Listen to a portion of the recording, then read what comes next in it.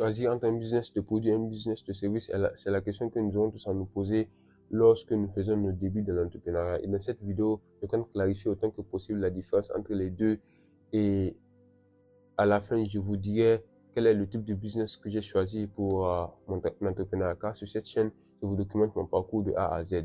Donc sans plus tarder, commençons. Eh bien, un business de produit, c'est tout simplement un business qui consiste à la vente de produits, que ce soit en ligne ou bien de manière physique. Par exemple, lorsque vous achetez un nouveau téléphone, c'est un business de produit. La personne qui vous a vendu ce téléphone fait un business de produit. Lorsque vous achetez de nouvelles écouteurs, la personne qui vous a vendu ces écouteurs fait un business de produit. Lorsque vous achetez de nouvelles chaussures, la personne qui vous a vendu ces chaussures fait un business de produit. Et qu'est-ce que un business de service? Un business de service, c'est tout simplement un échange entre deux personnes qui consiste à ce que l'une des personnes offre une certaine somme d'argent à l'autre personne qui, en contrepartie, va offrir un service à cette personne-là.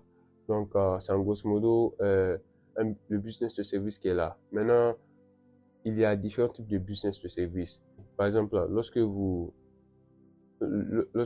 achetez un coaching pour aller à la salle de muscu, ça, c'est un business de service. Lorsque vous payez vos factures téléphoniques, ça, c'est un business de service. Donc, en grosso modo, ce sont les deux types de business qui sont là. Et tous les business vraiment découlent de ces deux types de business-là.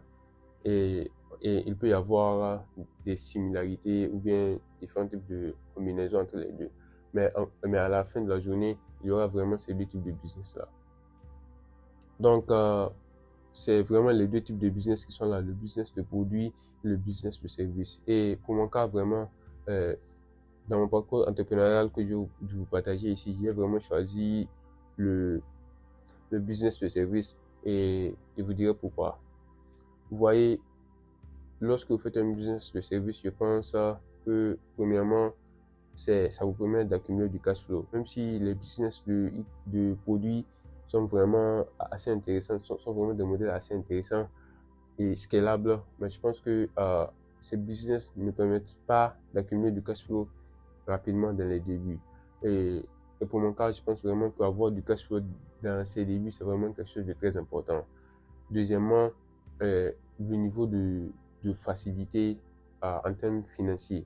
Parce que lorsque vous commencez un business de produit, dans la plupart des cas, ça demandera de l'argent et vraiment une grande expérience. Ça veut dire que vous aurez à apprendre différents skills pour vraiment commencer ce type de business. Alors que lorsque vous lancez un business de service, c'est vrai, vous aurez à apprendre des skills en termes de management et autres, mais vraiment, ce n'est pas la même chose comparé au business de produit.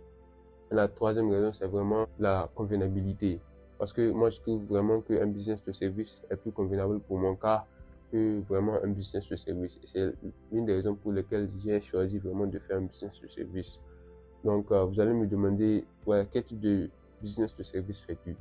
Eh bien, les gars, j'ai vraiment décidé de créer une agence. Et vous allez me demander aussi ce qu'est une agence. Une agence, c'est vraiment une entreprise qui vend des services à différents clients.